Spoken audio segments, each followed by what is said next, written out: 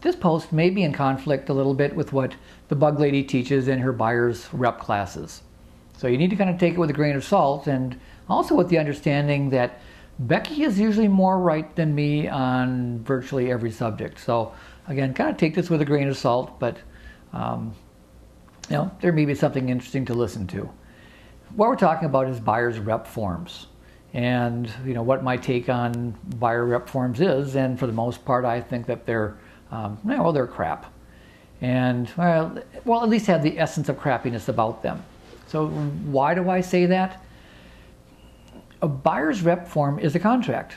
It's defining a relationship, which is good. That's the good part of it. The bad part of it is that it's not a guarantee to get paid. It's not like the seller's agreement where they're promising if you do certain things you'll get paid. On a buyer's rep form, there is no guarantee.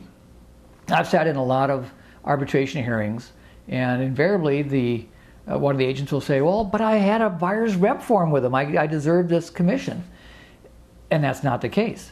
A buyer's rep form is one of the elements, but it's not the strongest element that arbitration committees weigh in upon as to who deserves to get the commission.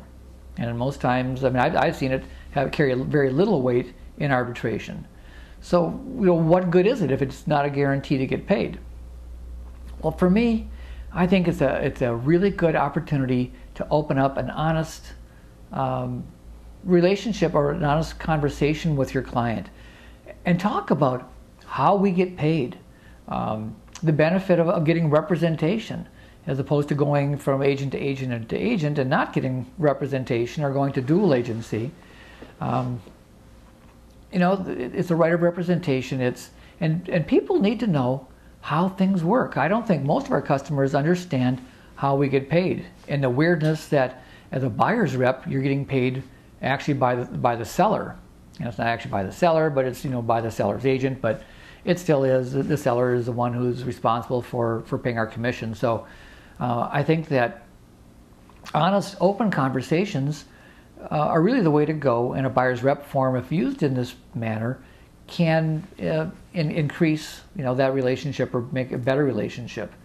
Now the original question on this about this post and a buyer's rep form is when do I bring it out?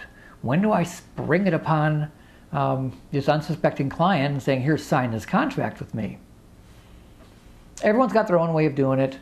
But again, I guess I would recommend that you start bringing out the buyer's rep form when you're building a relationship, when you've gotten to the point where it's more than casual. They're starting to rely upon you for your expertise, and they're asking you questions.